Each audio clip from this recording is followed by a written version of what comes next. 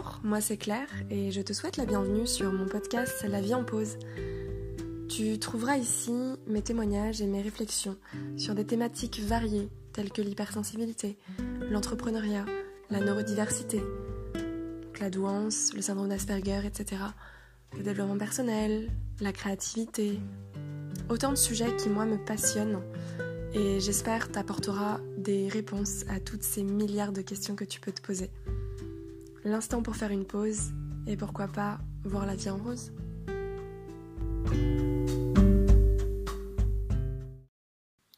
Alors ici, tu te retrouves sur la partie 2 de l'hypersensibilité. Donc si c'est pas déjà fait, je t'invite à aller écouter le podcast #3 sur l'hypersensibilité. Et ici, tu vas en fait découvrir plus le versant en fait agréable et positif de l'hypersensibilité. Et aussi mon vécu, comment ça se manifeste chez moi. Voilà, donc je te souhaite une belle écoute. Donc par les autres, elle peut être perçue aussi comme étant très communicative. Donc être, je sais pas, par exemple, quelqu'un qui rigole fort, qui va s'émerveiller rapidement sur quelque chose. Ça peut aussi un peu stimuler les personnes qui sont autour et ça peut être vraiment très agréable.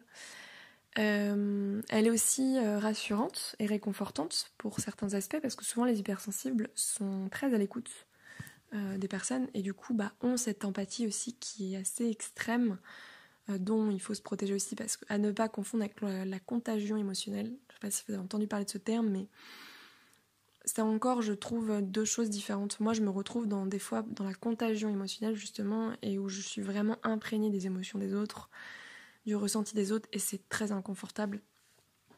Mais quand on a dans l'empathie et qu'on arrive à la gérer, c'est magnifique, c'est un super cadeau pour notre planète, je pense. Je parle carrément de la planète, mais c'est vrai pour tout.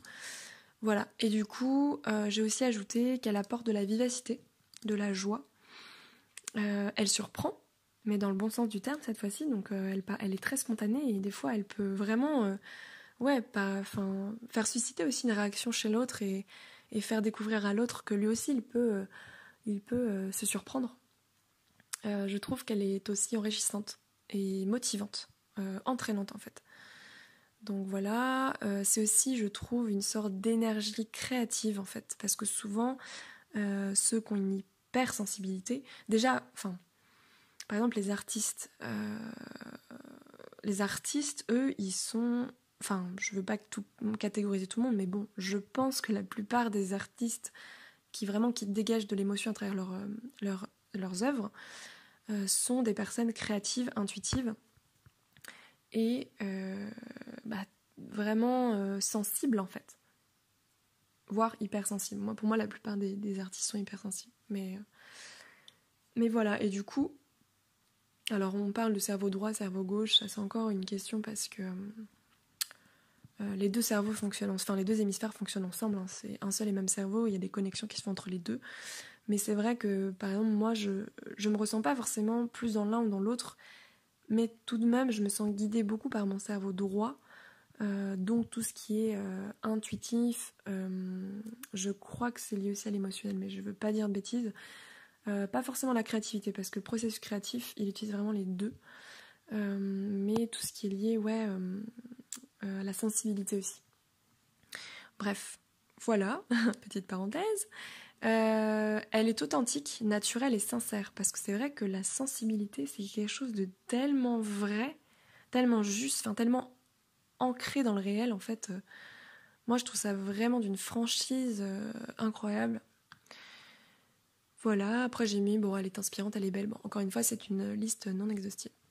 Pour soi-même, elle peut être riche et enrichissante, parce que, par exemple, quand on s'extasie devant une fleur, perso, moi j'ai besoin de toucher cette fleur, de sentir cette fleur, quand il n'y a pas de bête dedans, parce que j'ai peur des petites bêtes. Mais sentir ces fleurs, les sentir au niveau de mes doigts, de mon nez, toutes les couleurs aussi, visuellement, c'est incroyable. Moi, ça me fascine. Vraiment, je suis fascinée devant des fleurs ou d'autres choses, des objets, plein de petits détails en fait. Après, je sais pas si tous les hypersensibles sont à ce point, mais je suppose. Voilà. Du coup, ça peut être très enrichissant parce qu'on va vraiment aussi dans les détails, quoi. Elle est rassurante et réconfortante aussi. Moi, de mon point de vue, elle peut être vraiment rassurante par moments. Je trouve que du coup, aussi, elle apporte beaucoup de vivacité, de joie. Elle permet de se connaître aussi en profondeur. Parce qu'on touche aussi à des choses qui sont plus subtiles, je trouve. Certains hypersensibles peuvent être aussi des clairvoyants, clairaudients, dans le domaine énergétique, dans la médiumnité, voilà. Donc un peu sur des plans astro ou des plans, je sais pas comment on peut appeler ça, mais ou sur le plan spirituel, etc. Voilà, donc après elle peut être aussi donc surprenante, spontanée, nouvelle, passionnante, merveilleuse, créative aussi, intuitive pour nous-mêmes.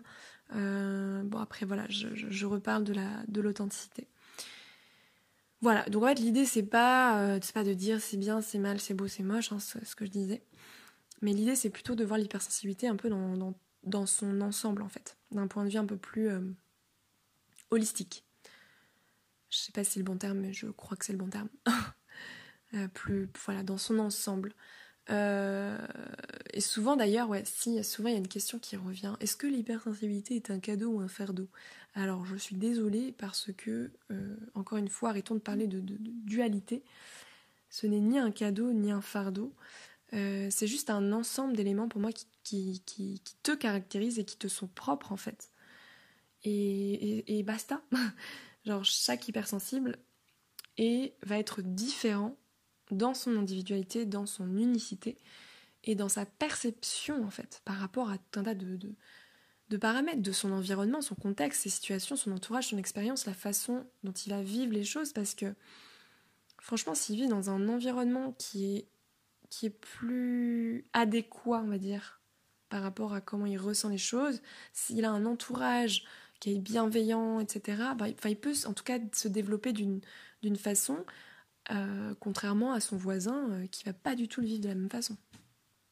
Voilà, donc c'est pour ça que je dis, moi je parle de mon vécu, mais l'idée c'est pas de vous comparer, mais c'est plutôt d'essayer de comprendre vous, en fait, ce que ça fait écho en vous et comment vous le vivez, d'où l'observation aussi, je trouve intéressante de s'observer. Voilà, et du coup après, un peu pour terminer là-dessus, donc après, je vous laisserai peut-être lire mon article parce que je suis devant du coup, mais je suis en train de voir. Oui, je parle du besoin fort de notre quête de sens, de nos questionnements incessants. Alors ça, je sais pas si c'est propre à l'hypersensible ou si c'est propre aux personnes à haut potentiel. Et puis on parle aussi des personnes dans le spectre autistique. En tout cas de la neuroatypie, de personnes qui peuvent avoir un fonctionnement différent, sont clairement en quête de sens. Moi perso, je me pose la question chaque jour depuis que je sais penser. Mais je suis qui ? Mais c'est quoi ce bordel en fait ? C'est quoi ? On est où ? Comment ? Pourquoi ? Je me rappelle que petite, je regardais au travers de la fenêtre de la voiture quand on partait en vacances, je crois, avec mes parents ou je sais pas. Et je partais dans mes pensées, mais très philosophiques, déjà très jeune. Et j'arrêtais pas de penser au fait qu'on soit tout petit. En fait, je regardais beaucoup de bouquins, un peu d'adultes. C'était pas vraiment des bouquins faits pour les enfants, mais sur l'astro... À chaque fois, je confonds l'astronomie, oui, et non pas l'astrologie. L'astronomie, sur les planètes, sur les êtres humains, surtout la biodiversité, donc les animaux. Je me renseignais vraiment sur tous ces trucs-là et je demandais beaucoup d'explications à mes parents, qui, du coup, les pauvres, devaient avoir du mal à m'expliquer. Et du mal à m'apaiser par rapport à ça, parce que j'avais vraiment des questionnements incessants. Et j'en ai toujours, et ça ne s'arrêtera donc jamais. Voilà. Donc du coup, voilà, en gros, pour résumer, ce serait vraiment le besoin de comprendre, le besoin de savoir, besoin de sens, d'intensité aussi, et de pleine conscience, etc. Parce que c'est vrai qu'on aime bien quand même vivre les choses de façon intense, parce que clairement, moi de mon point de vue, parfois je le vis mal, cette hypersensibilité, mais parfois je le vis tellement bien, cette intensité, mais je la recherche en fait, à travers ce que je vis, à travers les autres aussi, parce que ils peuvent m'apporter de l'intensité. C'est un kiff absolu. Ou dans ma façon de penser aussi. Voilà. Donc, je vais essayer d'abréger un peu ce que je pense. Ça fait un moment que je parle. Ce sera un podcast un peu plus long que d'habitude. Voilà, donc pour ma part, ah oui, c'était ça que... Voilà, pour ma part, je disais, j'ai fait mon chemin, j'ai erré pendant trop d'années, car je n'avais pas mis de mots sur ma sensibilité. Je ne l'avais pas considérée et prise en compte, alors qu'elle fait partie intégrante de moi, et j'étais clairement guidée par elle. Hyper ou non, je me sens d'une grande sensibilité, émotivité, empathie, etc. J'ai juste mis un mot, ou plutôt tout un ensemble de mots qui viennent expliquer ce que je vis au quotidien. Voilà. Donc là après, pour te donner un peu des exemples, je vais pas paraître tous les dire parce que j'en ai détaillé pas mal sur mon article, mais en gros, on parle de l'hyperesthésie sur l'hypersensibilité au niveau des sens, qui du coup moi ça va être un peu tout, alors un peu moins l'odorat, enfin quoi que ça dépend, et le goût parce que c'est, on va dire, moins des choses qui reviennent constamment, parce qu'en fait le fait d'avoir réguler mon alimentation, enfin d'avoir vraiment fait attention à ce que je mange, etc. Je suis moins dans ce truc-là. Et par rapport à l'odeur aussi, en fait, j'avoue que je suis beaucoup seule chez moi, en fait. Donc du coup, ça va. En fait, c'est dès que je sors, hein, de toute façon, je suis en apnée. Hein, clairement, dans les transports en commun, je ne les prends plus depuis 2 ans, je crois. C'est plus possible. En fait, il y a plein d'odeurs qui me dérangent et plein de goût. Mais moi, je vais plutôt vous parler de l'hypersensibilité au niveau de la lumière. Déjà, je suis photosensible. J'ai eu plusieurs, je ne sais pas si vous connaissez, les lucites. Donc, c'est des réactions de photosensibilité sur la peau. J'ai eu ça quand je suis partie vivre dans le sud pendant 3 ans. Et là, je m'étais pas rendu compte. En fait, j'ai fait des énormes réactions au soleil. Ça m'a fait créer des boutons. Une seconde peau, quoi, clairement. J'ai adoré. Sauf que du coup, maintenant, j'ai été brûlée, quoi. Donc, voilà. Donc maintenant, je fais très attention. Donc, je protège mieux mon visage par rapport aux UV, etc. Et par rapport à la lumière. Alors, il y a la lumière, donc on va rester sur la lumière naturelle, donc du soleil. Moi, je sors tout le temps avec mes lunettes de soleil. Même des fois, quand je me sens vraiment fatiguée, je suis encore plus sensible. Quand il y a des nuages, parce que limite c'est pire en fait avec les nuages parce que c'est blanc et ça reflète énormément. Moi qui suis photographe, je sais de quoi je parle, et le blanc, les gars, c'est un diffuseur et ça pète, quoi, ça fait mal. Voilà, donc là-dessus, par contre, les lumières artificielles, donc là, moi, je suis sensible aux lumières des écrans, donc je mets tout le temps mon écran à très très basse luminosité, que ce soit sur mon téléphone ou sur mon ordi. J'arrive pas à regarder mon écran de façon la nuit parce que ça me fait trop mal, ou alors il faut qu'il y ait de la lumière autour, sinon ça me défonce les yeux. Du coup, et je mets aussi une protection sur mon écran, donc je mets de la lumière qu'on appelle ça la anti-lumière bleue là, sauf sur mon ordi parce que c'est là où je retouche mes photos, donc je peux pas, sinon ça brouille mes couleurs. Mais voilà, mais j'ai quand même des lunettes anti-lumière bleue qui sont top parce que du coup je vois pas de différence par rapport à la couleur, ça change pas la couleur, mais bon, bref, je vous donnerai les contacts si vous voulez. c'est trop bien. Ensuite, après les lumières artificielles, moi c'est les lumières néon. Oh là là, pour le bruit et la lumière, les lumières néon, heureusement qu'il y en a de moins en moins. Enfin, moi je travaille chez moi, donc j'ai pas supporté les lumières au travail, mais je les ai supportées pendant plusieurs années. C'est une horreur. Non mais on en parle ou on n'en parle pas. Même le bruit, le grésillement, je sais pas, mais personne l'entend, ce truc où ça grésille là. Les LED. Alors moi les LED, ça c'est le pire du pire du pire. Tout dépend s'il y a une espèce de truc autour, mais s'il y a il y a des lumières comme ça LED un peu à découvert, un peu à nu, mais moi ça me fait trop mal en fait. Mais je peux pas regarder ça. Voilà, et d'autres lumières certainement qui agressent. Après il y a aussi, alors qu'est-ce que j'ai noté par rapport aux lumières qui clignotent. C'est-à-dire par exemple des sirènes, les stromboscopes dans les boîtes ou dans les concerts ou même dans les bars des fois, mais c'est une horreur. Ou alors, des fois, quand on va dans les toilettes de bar où la lumière, ils n'ont toujours pas réparé depuis je sais pas combien de temps, elle clignote, elle grésille, mais c'est horrible. Voilà, bon, moi c'est ça. Et alors, ce qui me fait mal aux yeux aussi, c'est les grilles, ou les effets visuels un peu complexes que j'appelle, mais c'est quand, je sais pas comment expliquer en fait, mais c'est quand il y a des... Bah, vous voyez le quadrillage des grilles, moi je regarde ça, ça me fait vriller en fait. Je dis pas que je pars en crise d'épilepsie, mais je peux pas regarder ça trop longtemps, je vais vomir en fait, je vais faire un vertige quoi. Enfin, je vais tomber dans les pommes. Voilà, et d'où le fait que la sensibilité dans les magasins, les centres commerciaux, ou même dans la rue, avec des gens, ou quand il y a trop de gens, en fait, ça fait comme à Paris, par exemple, la fourmilière, quoi. En fait, il y a trop de monde, et je pense que ça fait une espèce de surcharge. Enfin, il y a trop d'infos, en fait. En plus des pubs et les machins, alors là, c'est l'apothéose, là.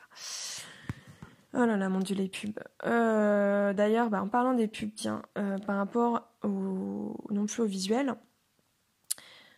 quoique, si, par exemple, quand vous mettez YouTube, et que vous voyez, moi je mets toujours ma vidéo en plein écran, parce qu'en fait, si je la mets en petit écran, là, il y a toutes les infos à côté, là, et tout, mais c'est horrible.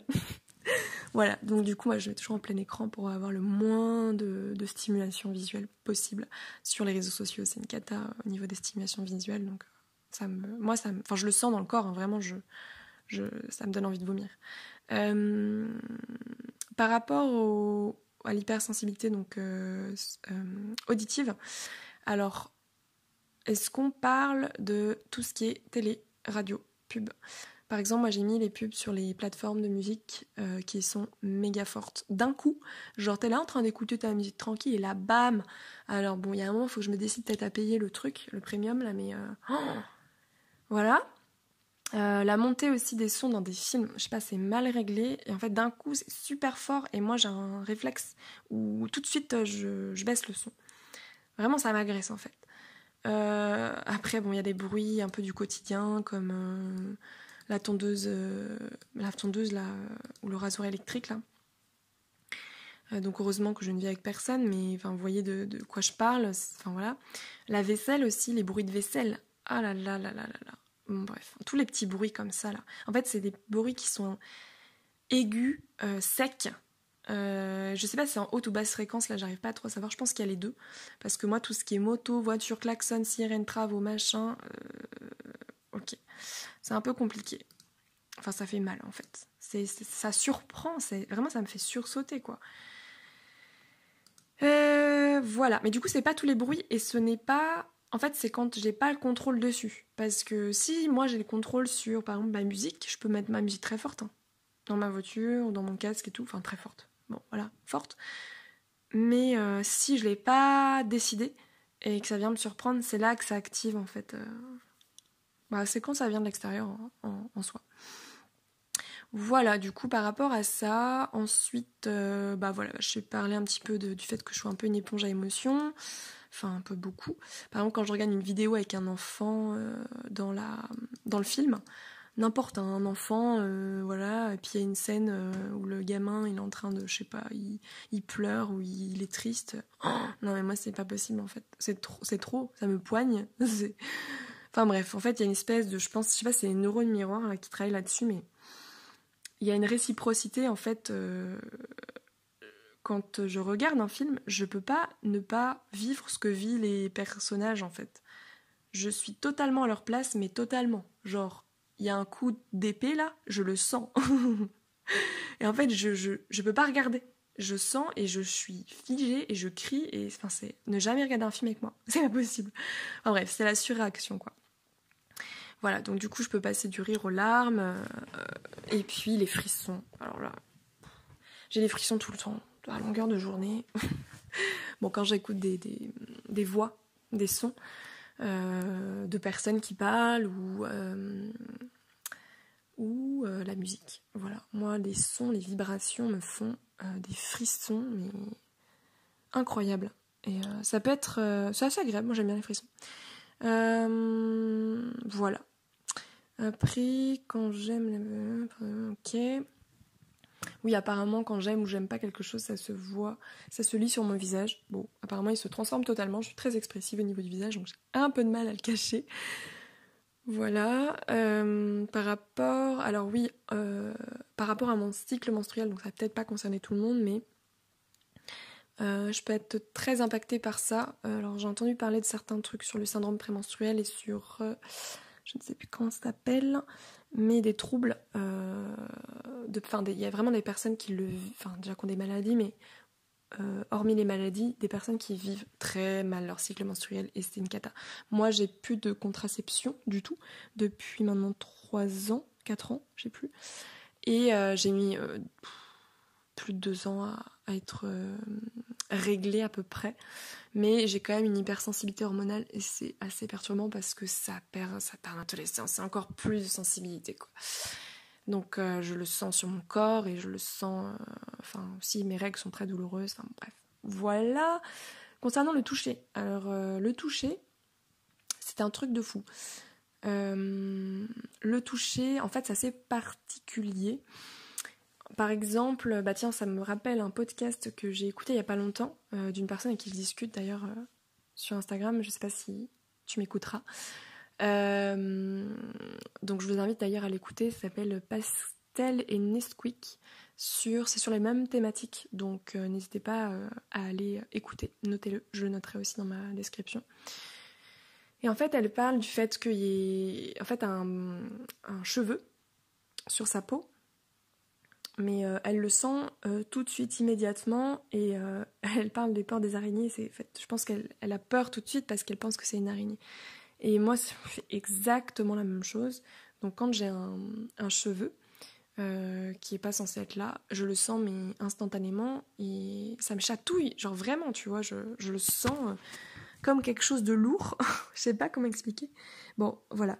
Mais par rapport au toucher, moi, l'effleurement, j'ai beaucoup de mal. Si on me touche et que j'accepte qu'on me touche parce que j'accepte pas beaucoup qu'on me touche, j'aime pas trop ça, même pas du tout, je suis assez sauvage. J'ai du mal, j'aime pas trop faire la bise, serrer la main. Oh là, serrer la main, mon Dieu. Ou même serrer dans mes bras. Voilà, je suis quelqu'un quand même d'assez sauvage.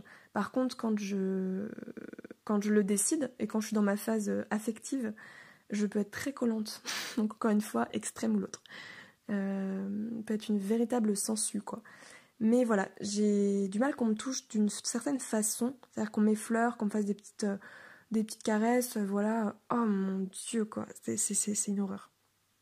Ah, vraiment, ça me perturbe, en fait.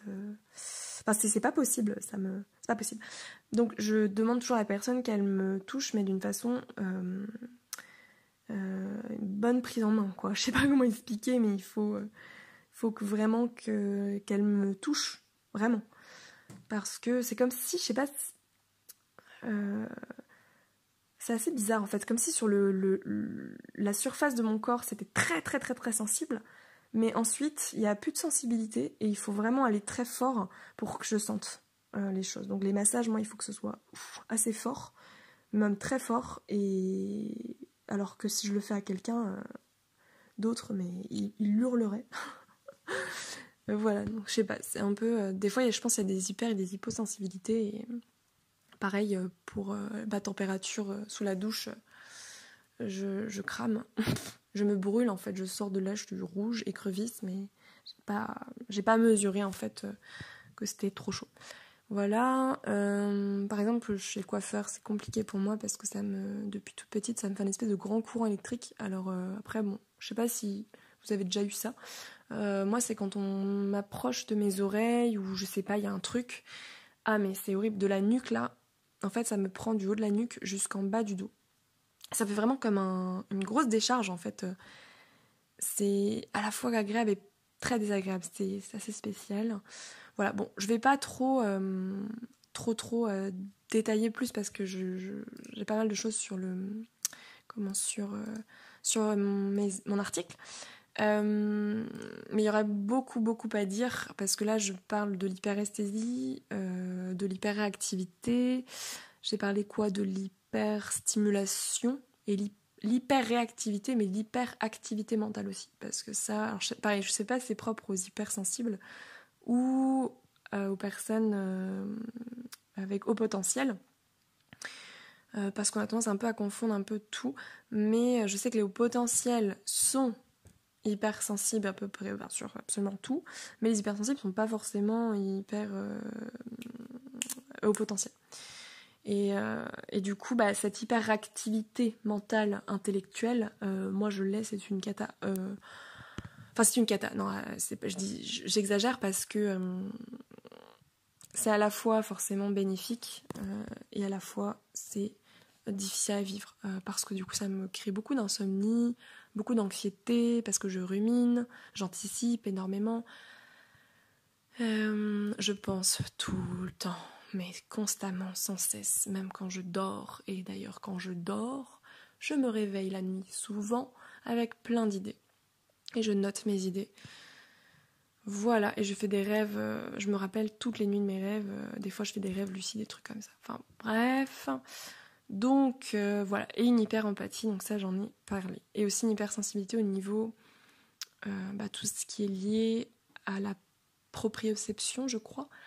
Et donc c'est les autres sens, enfin, je sais pas, j'en parlerai plus tard aussi des différents sens parce que nous on en connaît que 5 mais en fait il y en a plus, je crois qu'il y en a 8 ou 9, mais aussi sur le plan digestif par exemple, l'hypersensibilité digestive, donc ça doit certainement être lié au gustatif et tout ça, la réactivité au niveau de la peau, toutes ces choses là, voilà.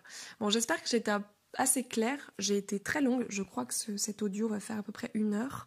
Alors je pense que je vais peut-être le découper en 2 parties pour essayer de que ce soit pas trop long et essayer de faire un petit montage peut-être sur celui-ci. Mais enfin l'article était long aussi, donc voilà. En tout cas, je sais pas, je pense pas avoir fait tout le tour de la question parce qu'il y a vraiment beaucoup de choses à dire. Et je pense que... Je sais pas si vous avez noté des choses, parce que j'ai peut-être dit des grosses bêtises, mais enfin... tout ça, c'est mon ressenti. Ce n'est que mon avis, encore une fois. Je suis pas une professionnelle. C'est que mon vécu. Mais ce que j'ai envie de partager avec vous... j'ai envie que vous me partagez des choses aussi, parce que j'ai envie de savoir un peu comment vous, ça se manifeste. Est-ce que, par exemple... comment vous ressentez votre hypersensibilité? Est-ce que vous êtes avec une hyperactivité mentale aussi? Est-ce que... je sais pas trop... En fait, il y a trop de questions. Bon, voilà. Faites-moi votre retour par rapport à ce que vous avez noté, ce que vous avez envie de me partager, en fait, tout simplement. Et puis, moi, je vous dis à très vite. Et j'espère que, voilà, ce podcast vous a plu. En tout cas vous a intéressé, vous a aidé à y voir un petit peu plus clair par rapport à vous, vos spécificités, voilà. Et n'hésitez pas à vous observer encore une fois, ça peut être intéressant dans votre cheminement. Voilà, merci beaucoup, à bientôt. Si tu as aimé ce podcast, je te laisse me mettre un petit commentaire. J'ai vu que sur Encore on peut mettre un message vocal. Moi j'ai laissé mon adresse mail, mon Instagram, mon blog, etc. Donc n'hésite surtout pas à me contacter en privé pour qu'on puisse échanger. Moi je serais vraiment ravie. Voilà, je sais qu'aussi les étoiles, ça, je crois sur Google Podcast, etc. Sur plusieurs plateformes, ça permet d'augmenter la visibilité. Donc si ça peut aider plusieurs personnes, je te laisse me mettre aussi un avis avec le plus d'étoiles possible. Merci, à bientôt.